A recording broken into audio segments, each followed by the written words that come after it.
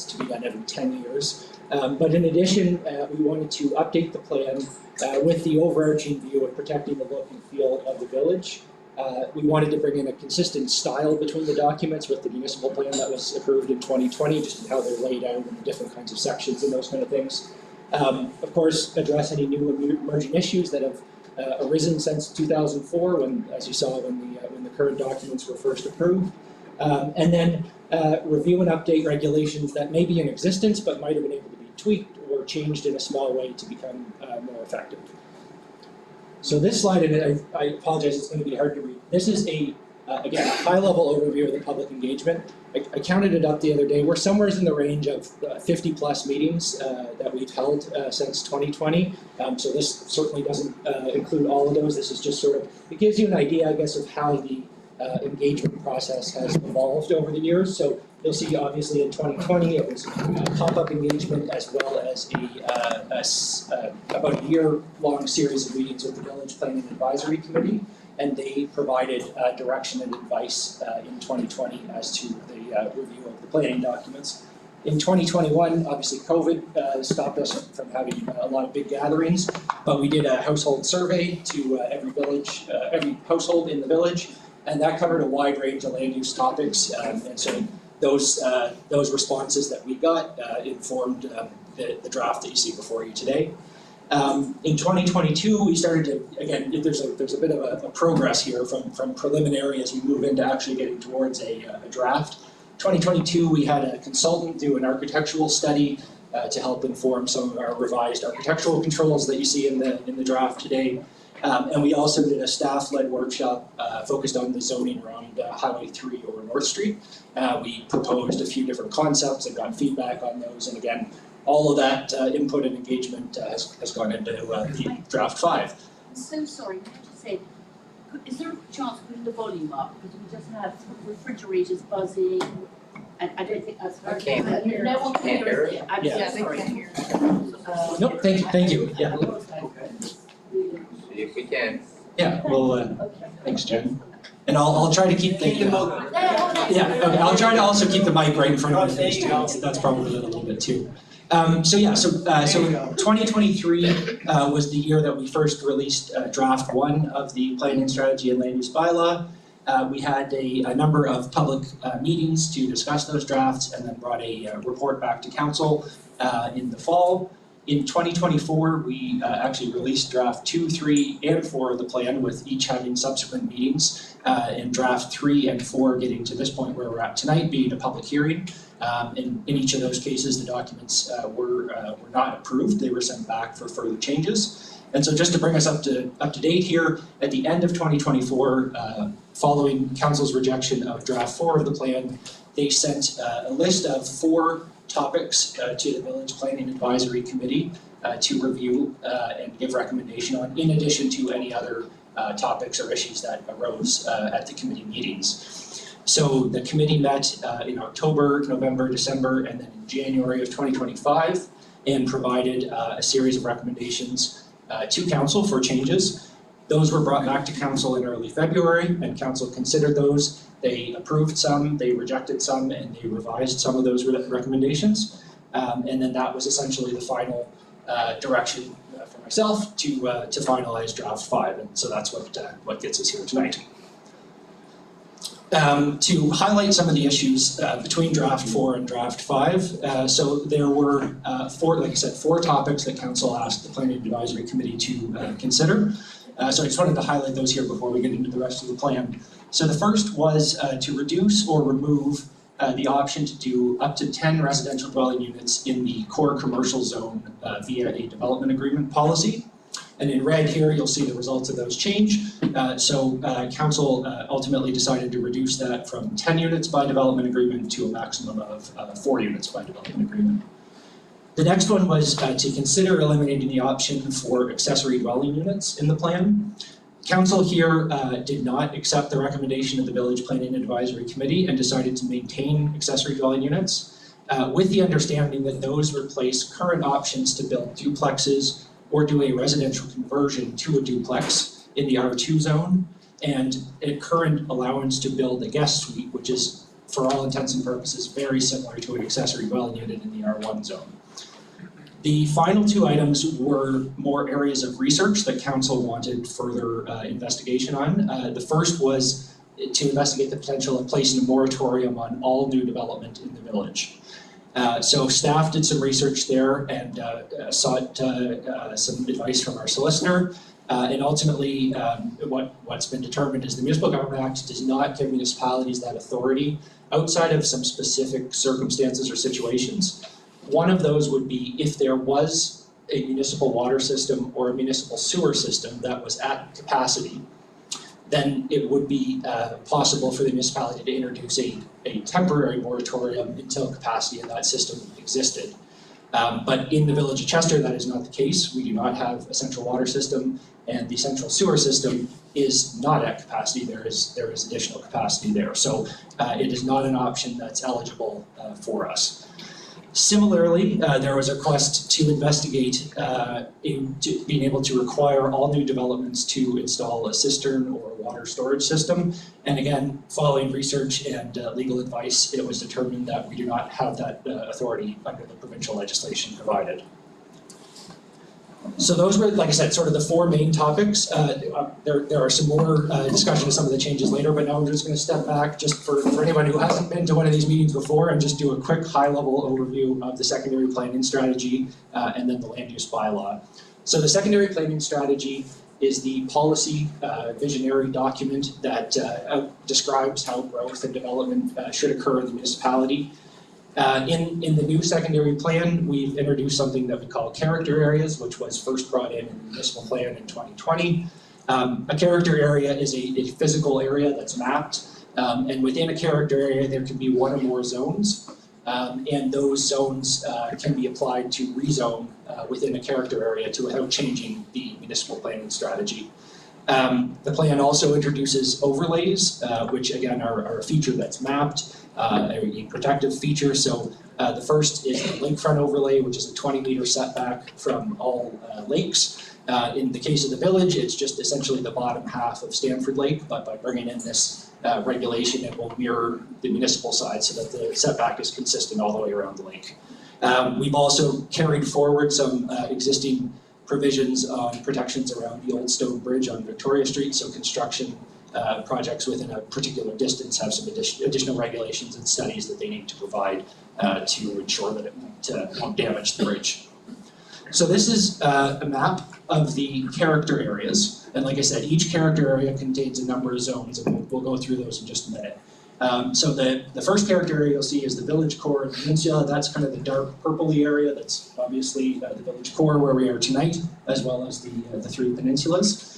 The next is the village boundary area, so that's in green, in sort of those three clusters on the peripheral areas of the village. And then the North Street area, which is essentially properties that abut or are accessed from Highway 3 directly. So we'll go through each of those in just a moment. So like I said, the secondary plan is the visionary or guiding document. It contains the policies that council has approved to guide development in the municipality. It contains a set of visions and goals. Some of those are shared with the goals from the municipal plan, but there are some specific goals to the village that are on screen here. Essentially, like all land use documents, it is intending to control land use and development in a manner that will minimize land use conflicts between different uses. In addition, as has been noted in previous planning documents here, that the village is a primarily residential environment, with also having the traditional commercial core as well. So the secondary plan also contains a wide range of policies on issues that are related to land use but aren't directly land use. So you'll see some examples here: parks, housing, economic development, infrastructure. It's not that the secondary plan necessarily says everything that we have to say about those issues, but it tries to tie in and connect with other documents, projects, or initiatives that the municipality is undertaking.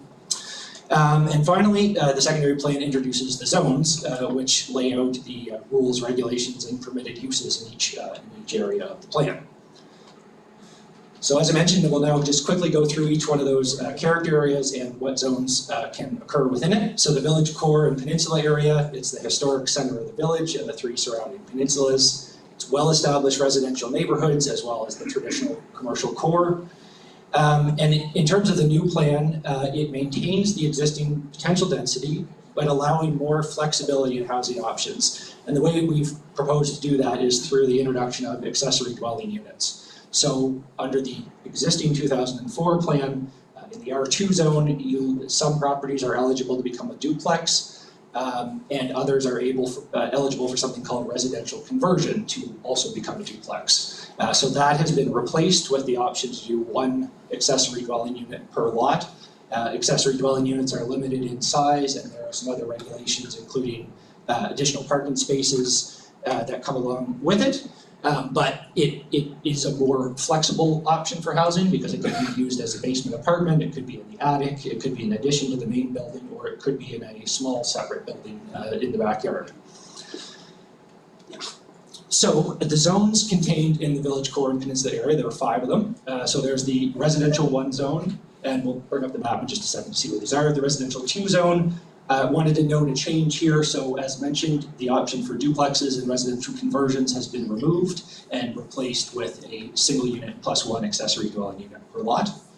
The core commercial zone, which is essentially the traditional commercial core, there's a couple of changes here. The area covered by that zone has been reduced. That was at the request of some residents in the areas of Water and Duke Street that came forward late last year to request that their properties, which had been zoned commercial for many years, were not being used commercially and they prefer to be residential. So that change has been made. So I think it was 9 or 10 properties in total that switched from commercial to residential. And additionally, as I mentioned off the top here, the permitted residential uses in the commercial zone have been reduced since draft number 4. So in draft number 4, in this zone, you could do 3 to 4 units through a development permit and up to 10 units by a development agreement. In draft 5 that is being considered tonight, it is 1 to 2 units by development permit and 3 to 4 units by development agreement. So it's been halved, the as of right density has been halved, and the development agreement density has been more than halved, gone from 10 to 4. So the next character area to talk about is the village boundary area. Like I mentioned earlier, this is applied to the lands outside of the traditional core or center of the village. There's 3 clusters of this area, and generally there's been a history of mixed land uses, commercial and residential in these areas. And the new plan includes allowances, again, for a variety of housing types in this zone. So there's 2 zones in the village boundary area.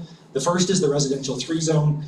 This is a fairly recent zone that's been created, again, at the request of residents of the Seawin subdivision. And so the result there is, is the R3 zone, which allows for a single unit dwelling plus 1 accessory dwelling unit per lot. For anyone that's been paying really close attention, you might say, we now have R1, R2, and R3 that only permit a single unit plus 1 accessory dwelling unit per lot. So what's the difference? Well, the difference is lot coverage, building footprint size, yard setbacks, and other architectural and character area requirements. So the permitted uses in R1, R2, and R3 are all the same, single unit plus 1 accessory dwelling unit, but the type of house you build, the size of house you build, and how much of your lot you can cover will vary. And that's a reflection more of the architectural and historical traditions of those areas that, again, was informed by our consultant study on architectural controls. The residential 4 zone was the former residential 3 zone, so it was essentially just renamed when we created the residential 3 zone. And residential 4 is in many ways similar to the low density residential zone that it replaces under the current plan. So this is again the zoning map. So just to point out those zones that we were just looking at. So R3 is the brown Seawin subdivision just off of Haddon Hill Road. And R4 is sort of the pinky peachy color, like I said, in those 3 clusters outside of the traditional core of the village.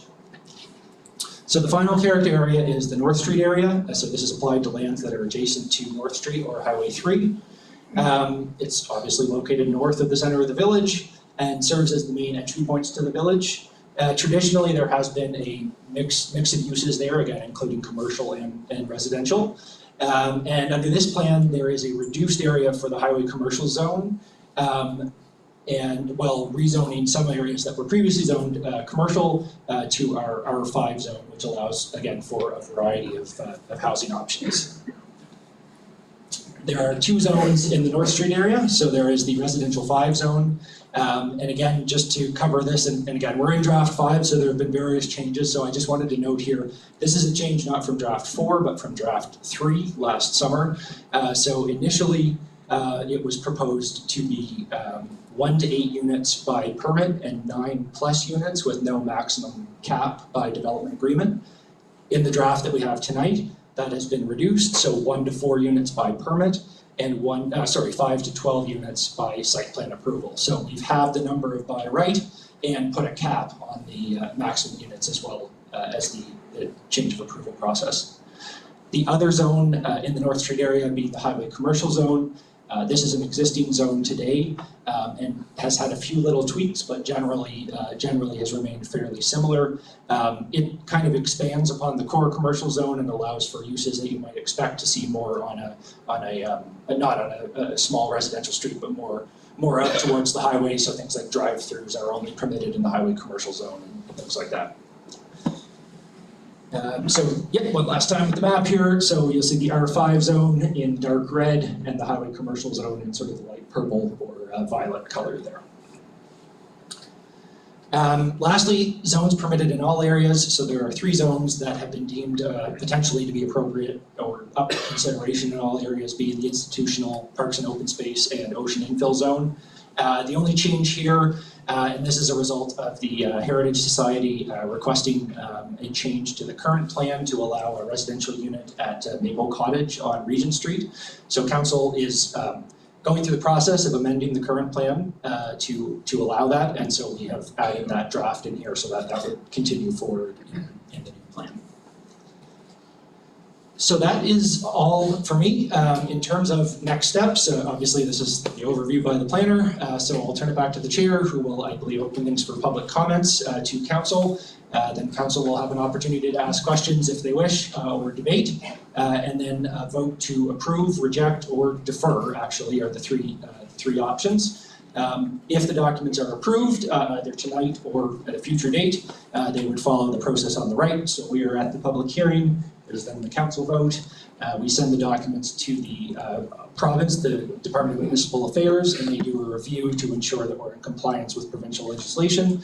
And then ultimately, when they tell us that review is complete, we run an ad in the newspaper, post it on our website, and the new documents would take effect. I should also mention, if not approved, without further direction, the current 2004 documents would remain in effect until otherwise replaced. So, thank you, Mr. Chair. Got that working for me? Okay, it works. Everybody hear me? Good. Okay, thank you, Gareth. Land use policies are not simple matters. We've been dealing with this for 4 or 5 years now. You may have to get closer. Okay, I'll come closer. So now we're opening it up for public comments. We've received all kinds of submissions from the public, and the council has them all, and they're part of our package. So again, if you would just come up to the mic, state your name and civic address, and try to keep it to 3 minutes.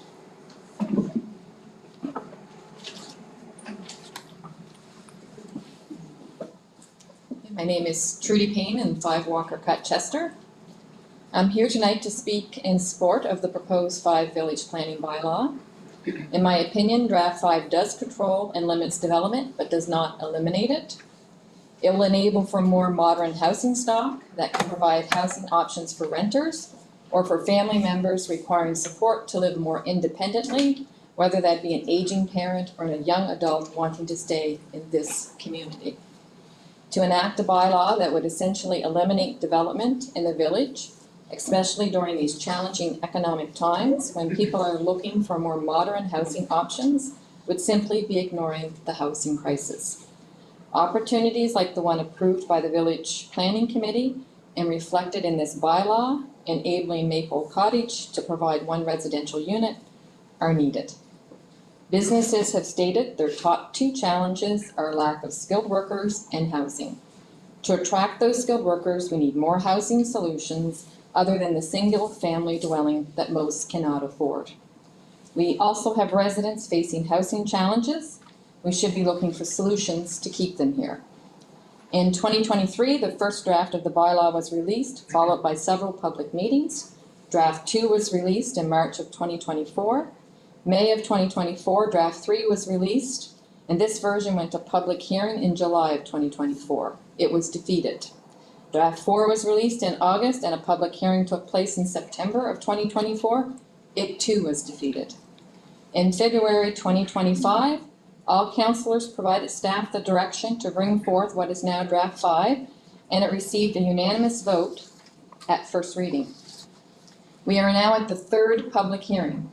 You now need to decide whether to defer, which only prolongs the ultimate decision of whether to defeat it or to approve it, as no substantial changes can be made. To defeat could mean we restart the clock and wait for public hearing number 4 and continue to function under the 2004 bylaw. And to approve does not mean that amendments cannot be made at a later date. Some have stated that they are not anti-development. My husband and I want to be clear that we are not against finding solutions to water challenges being faced in the village and the entire municipality. What we do support is the municipality using the tools they have to help address both the housing crisis and the water challenges. This bylaw is the main tool that council has to help address the housing crisis. You do have other tools in your toolbox to help address the water challenges. Enacting a bylaw that will provide individuals the ability to increase the housing stock options by building new or converting buildings already in existence for housing purposes will provide for housing options that are greatly needed. This will help you meet your objectives in equity, diversity, and inclusion. I believe you have a plan where you have stated on your website, inclusion means everyone. That is why my husband and I encourage council to adopt Draft 5. Thank you. Thank you.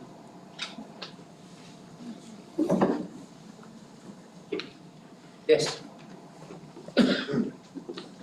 Thanks very much. As you will have seen, I have a lengthy submission in writing, but I did want to cover a couple of additional points, couple of which have come up since then. Just for the record, I need. Sarah Philby, I know. 3 Pleasant Street, sorry, I should know that. I wanted to speak about a couple of the specific provisions that I still believe need to be addressed in the bylaws. Of the 10 unanimous motions that went to council, only from the Village Planning Advisory Committee, only 2 are substantially approved. Neither of those actually affect increased development. And the water issue is still significantly important to us. We had recommended that ADUs be prohibited for human habitation. This actually had first been. Speak into the mic, please. Yes, I will, sorry. We had recommended that ADUs be prohibited for human habitation, which was first raised at the July 18th meeting by one of the councillors. Keep in mind that the ADU provision applies across the entirety of the village as an entitlement, allows for almost 1,100 square foot residences 5 feet from the property line. This is not necessarily, in my view, a trade-off for the previous provisions as was suggested by the senior planner, as those previous provisions were hardly ever used. And ADUs are likely to be much more appealing to people. When council discussed this recommendation, the concern raised was the value of ADUs for family residential purposes. And this was a concern at VPAC as well. I can't speak for others, but personally can certainly support the use of ADUs for housing purposes. However, the original prohibition of ADU use as short-term rentals in an earlier version of the land use bylaw has now been taken out, as short-term rentals are going to have been removed from these bylaws to be dealt with in a separate process.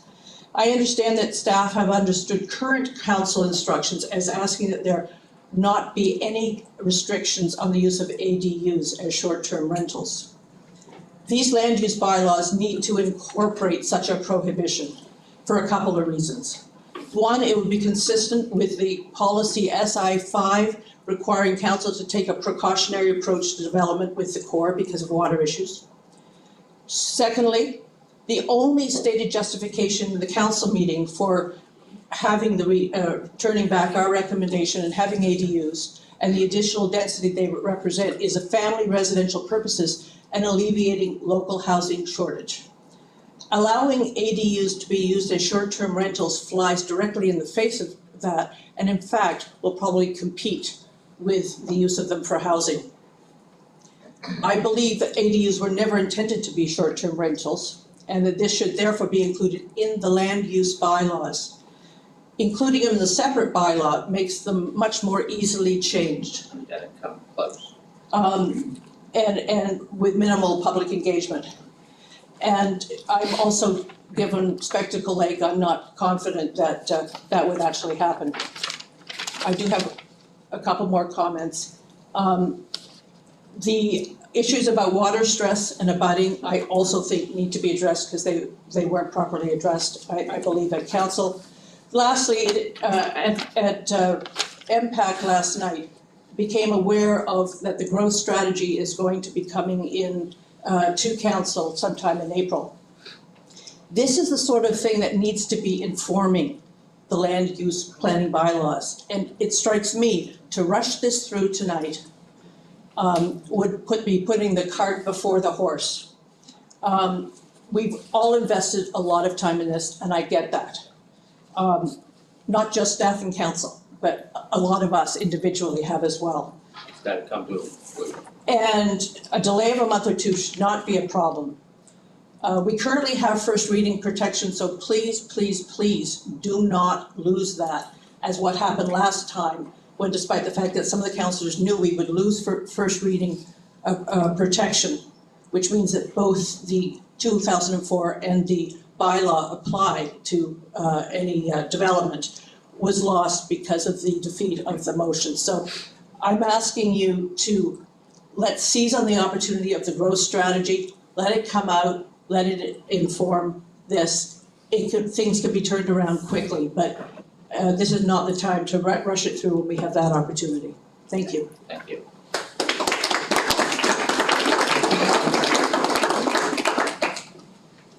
Other people who wish to speak? Other people who wish to speak? Good evening, Nicola Boyd, 210 Pig Loop Road. I have a question, and I'm not sure that I can get this answered this evening, and maybe you could tell me how to get this information. It has to do with the testing, search for potable water, and I believe there was a test of wells being drilled at Robinson Corner a while back, and that test was not successful. So is there an update on alternate potable water supply at all going forward? Is there a plan? I'm curious to hear what the next step is in the hunt for potable water. Is everybody aware that Robinson's Corner turned out to be a bust? And I've also heard that there's a plan to do some testing in Chester Basin, which seems kind of far away. So I'm sort of asking a question. I don't know if you can answer it this evening or not, or maybe you could just point me. I can't answer it in any specific way, but you're right. The last two testing results did not prove successful. And we're just in the process of establishing this year's budget and what we're going to do. It'll be another couple of weeks. Okay, but there's a plan. But we most keep certainly are going to move to another location and try to find it. Okay, all right, thank you very much.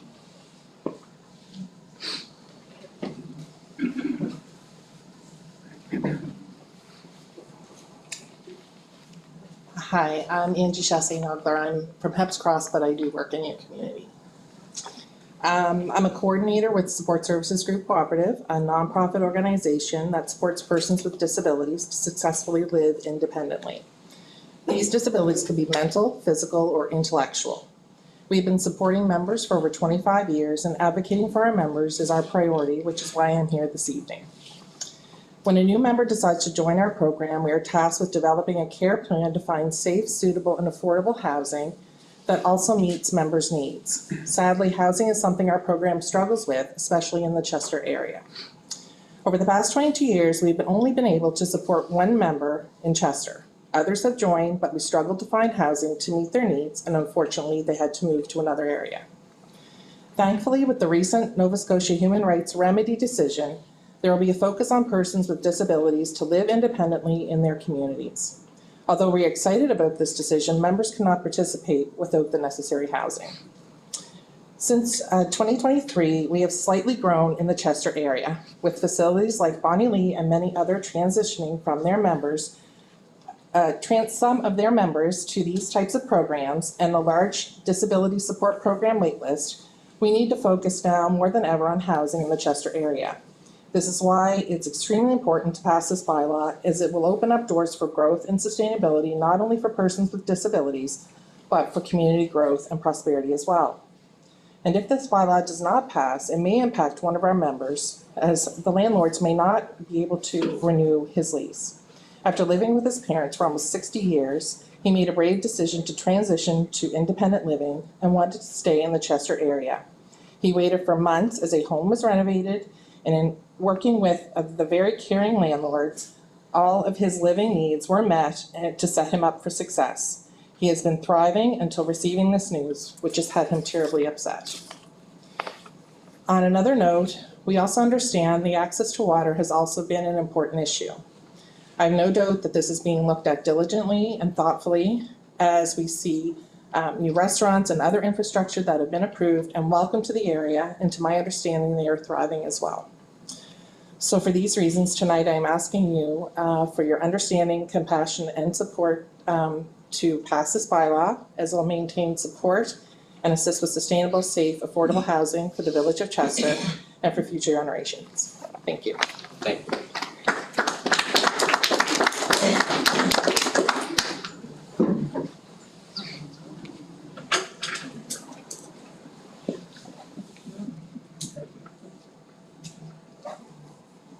Al Chaddock, 41 Mapleview Drive.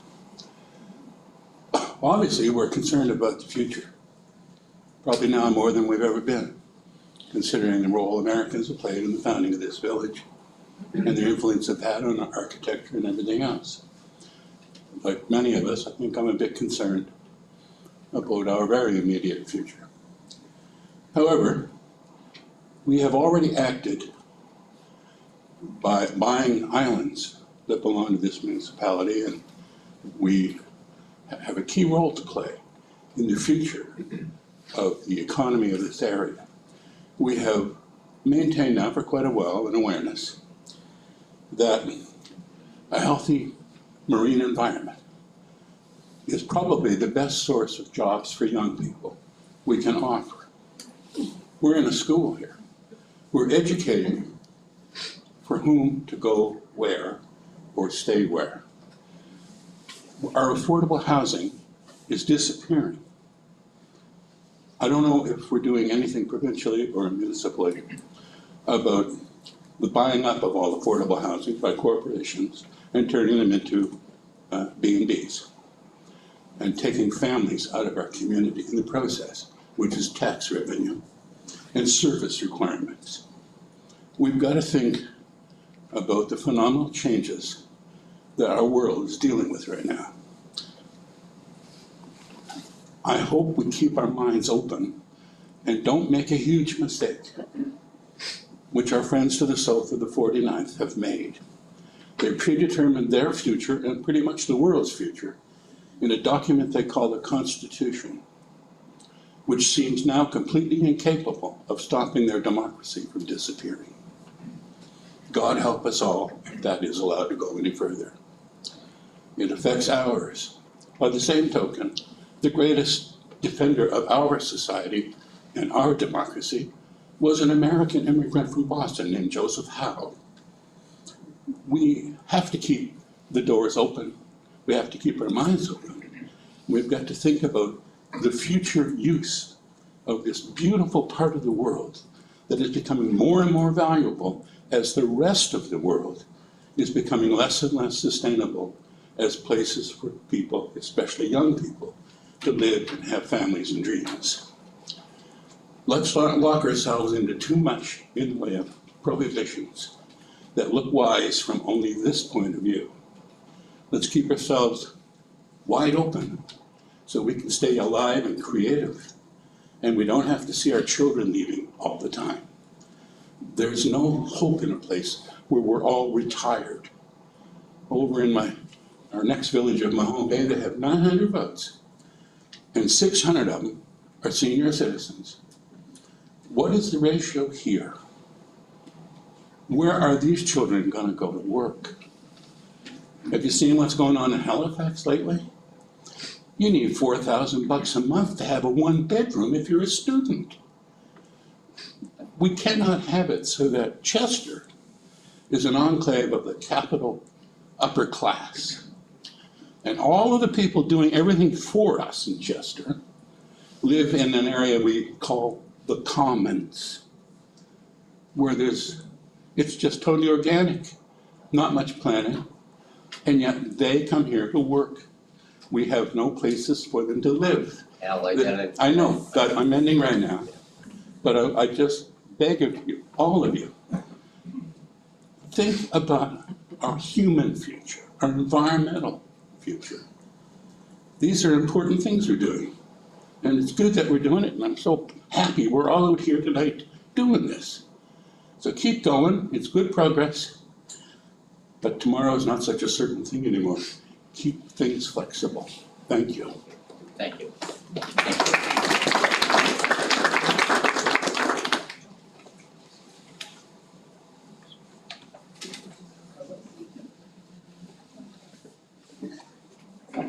Hi, good evening. My name is Hugh Bonus, and my wife and I, Marie, live at 193 Central Street in the village. I am here to commend the Village Planning Advisory Committee and Council for its respectful and balanced approach to development in our seaside community. By carefully considering both growth and preservation, they have demonstrated a commitment to maintaining the unique character of our area while also fostering economic and social progress. This approach ensures that new development will enhance rather than compromise the natural beauty and charm that makes our community so special.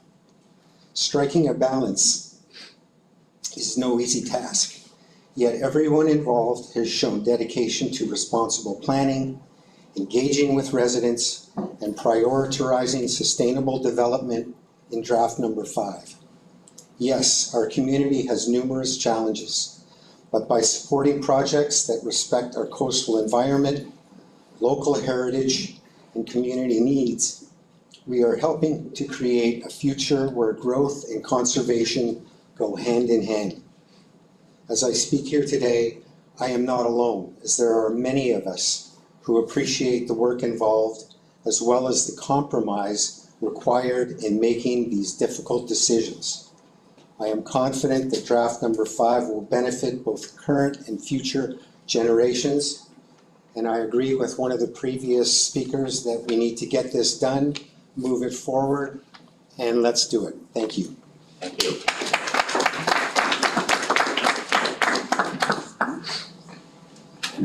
Does anybody else wish to speak?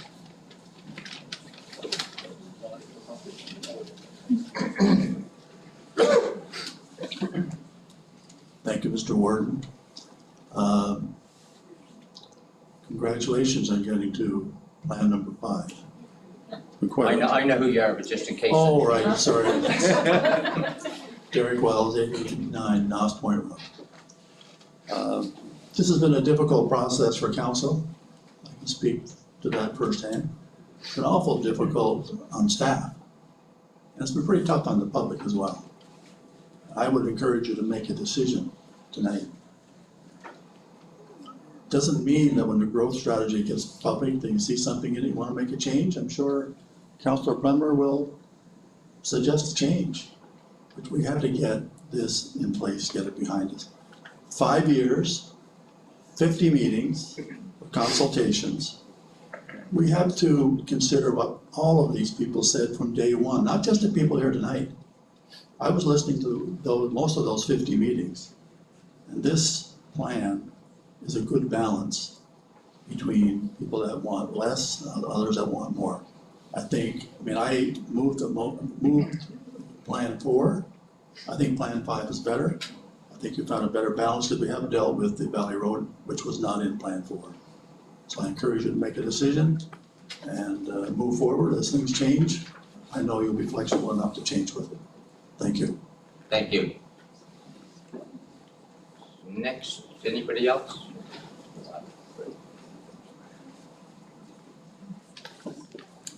Evening, Ward and Weber, councillors. My name is Brad Armstrong. I live on 66 Tremont Street, and I've enjoyed listening to the speakers. I agree that we're getting close to perhaps making a decision. I don't know if we're going to go to number 6 yet or not, but I do have an issue with the Valley Road core commercial, and I believe that it's going to be detrimental to the community. I'm not anti-business, and I know we need more housing. However, when you really look at the Valley Road, which I'm asking council to do, I've been here before and asked you to look at it. You want to okay businesses on that street and houses on top or apartments. However, there's no parking. The only parking will be 300 meters away, but the offloading and the business all happens on that street. Now that's a very narrow street. And even today, when I drove by Big Ridge, there was a truck there unloading the pizza dough or whatever it does. And, cars were lined up, people were doing this, trying to get around it. I think it's unfortunate that you think that this will work. Because if you go downtown to Chester, when the Armstrong meat truck is in there, the tavern, it's all shut down. And that affects fire protection, which I haven't heard anything about that.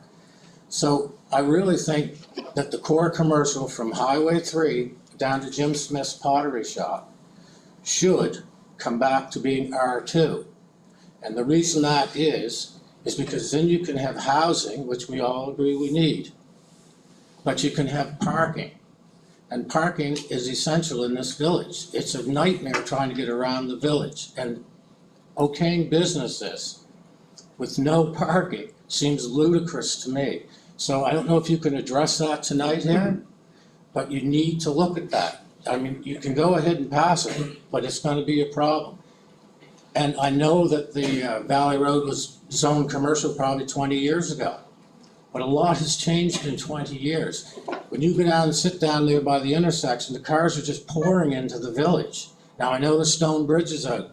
Will I live long enough to see the stone bridge fixed? I don't know. I doubt it. This year, I think. Oh, yeah. Well, I hope so. But that won't eliminate all the traffic that pours in from the western side of our municipality into Chester. Let's face it, Chester is the hub of business, and it's got the bank, right? And the liquor store. So please take a look at that.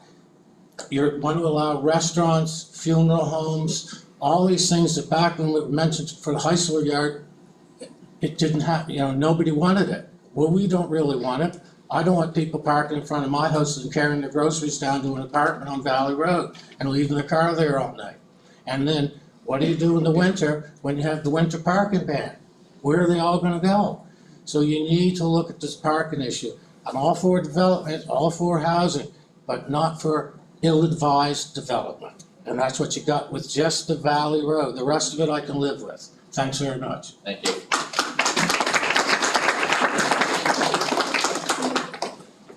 Okay, anyone else wish to speak? I didn't shrink that much. Gail Smith, 3966 North Street. I think this is a good place to start. To sign on for this development. We can change it. When things come along that it needs amendment, we can amend it.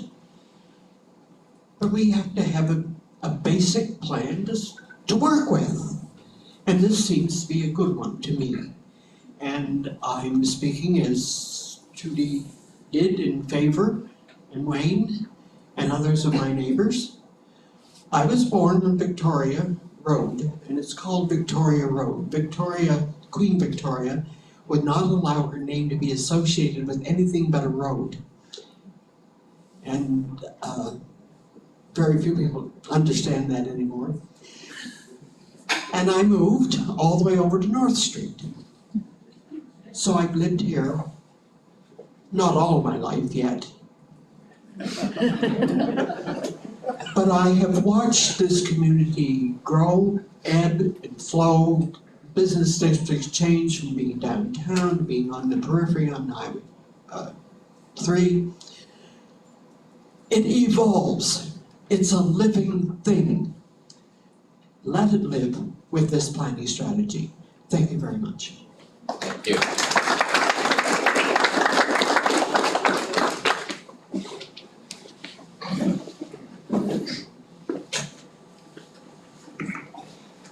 Richard Oland, 101 Union Street.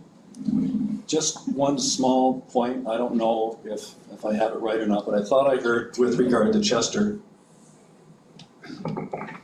south of Highway 3, about housing becoming affordable, or affordable housing, or housing where we can live. I don't think you're gonna get that south of Highway 3. I think north, I'm not a real estate agent or anything, but I think north of Highway 3 is a lot different than south of Highway 3. I know that a lot of people born on Tancook grew up sword fishing, working in the village, lived in the village, had great properties, had a garden, lived very well. I think in the 80s, things changed with regard to real estate. And a lot of the people that were born here and on Tancook aren't able to live in Chester anymore, aren't able to afford it. I understand, maybe correctly or incorrectly, about half the tax revenue on the peninsula covers Chester. The other half of the tax revenue on the peninsula and the village goes outside of Chester and covers the surrounding area. That tells me that it's very expensive to live in Chester. So when I hear affordability and affordable housing in Chester, it's market driven, it's real estate. None of us can necessarily completely control that, but I just don't think the village can become an affordable place to live when you look at the realities of the real estate market. Thank you. Thank you.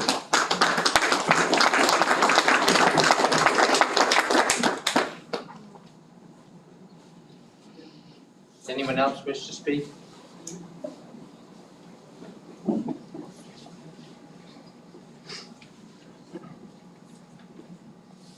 Good evening. My name is Susan Crocker. I live at 67 Water Street.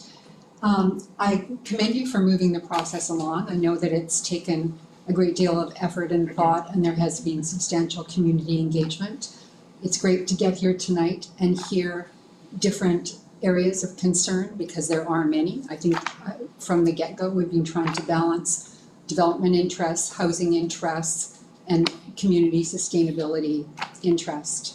I think that still all falls to you as councillors. There's been this missing piece that's caused a great deal of angst in this community, and that's been the lack of a strong voice of leadership from council on the issue of water and the other issues of sustainability. If last summer,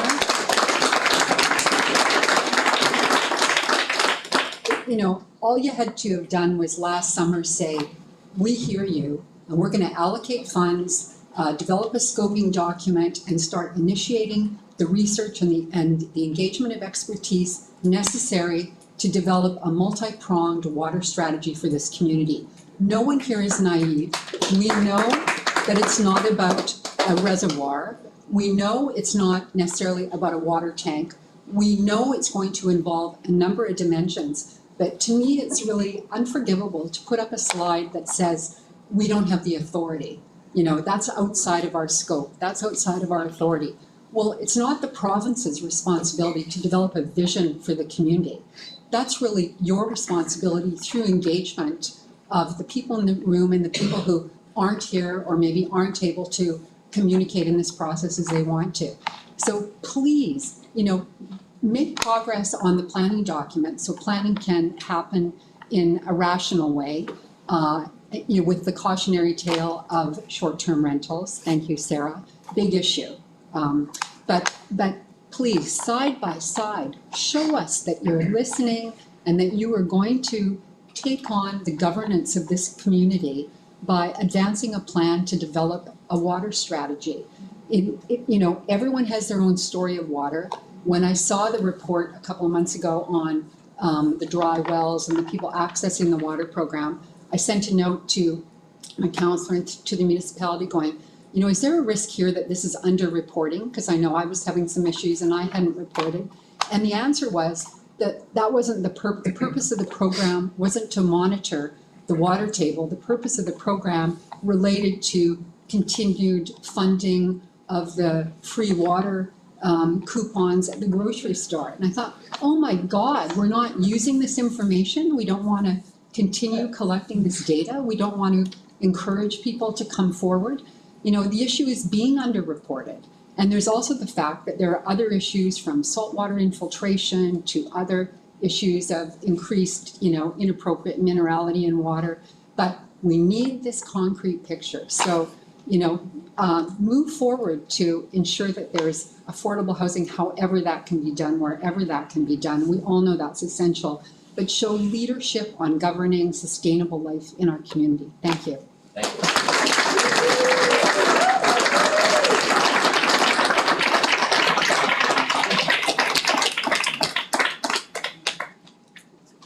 Anyone else wish to speak?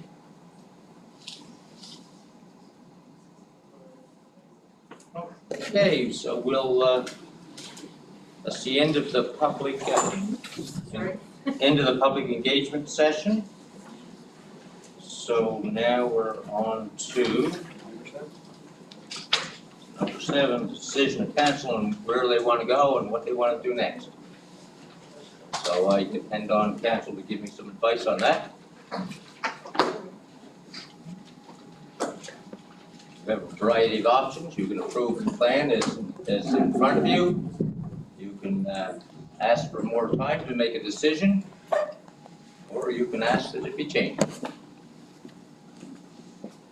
Decision working? No. So I don't know. I'm ready to speak. Okay. Is it working? Yep. Okay. Yeah. I'm confident. I think we need to move forward past this.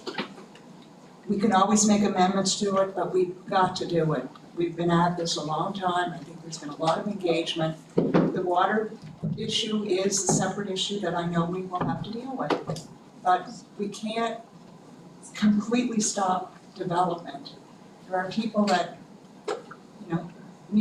want to move here or whatever. I think we have to pass this plan. I think it's a lot better than the previous versions. Thank you. Thank you. Alan, Oh, sorry. I would like to put a motion on the floor Okay. for second reading.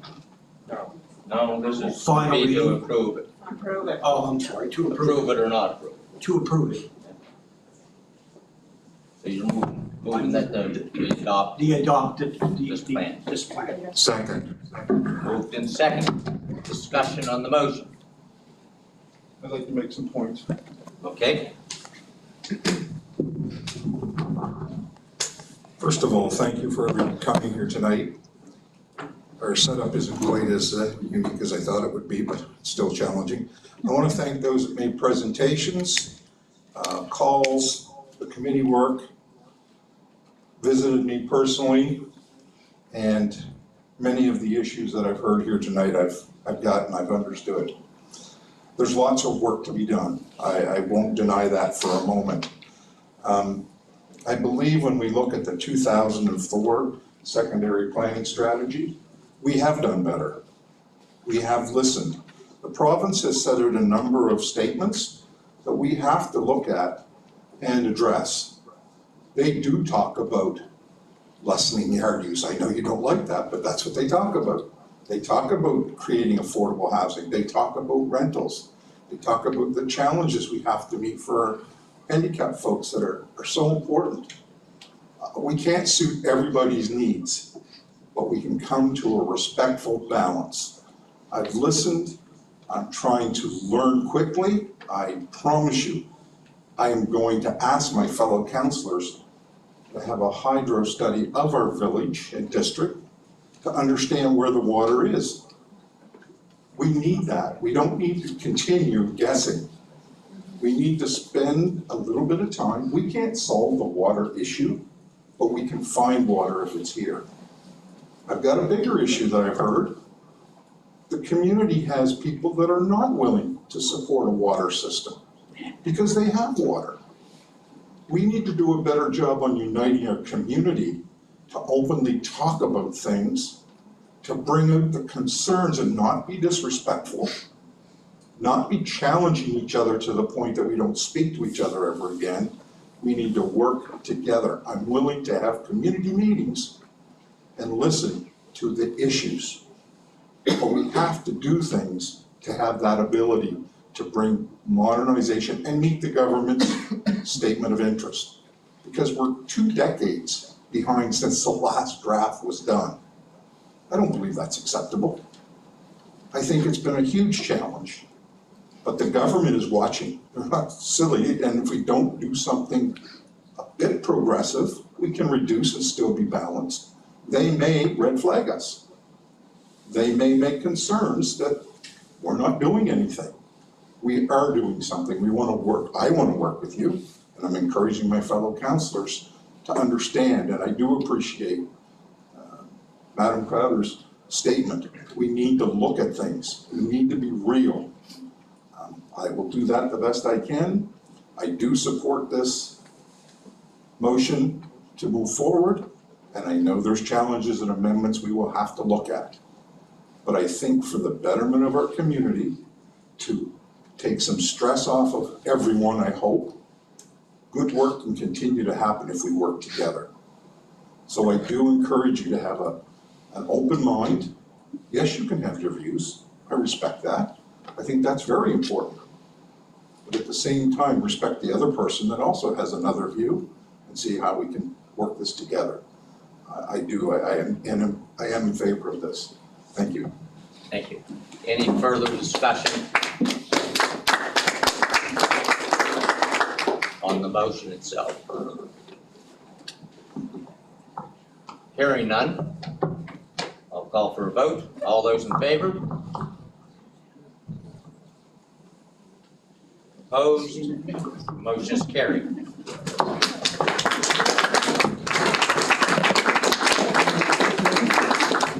Well, that concludes tonight's meeting. Hopefully you enjoy the rest of your evening. Take care. A motion to adjourn, so moved. Moved that we adjourn, seconded? Seconded? Clarissa. All those in favor? Opposed? Motion is carried.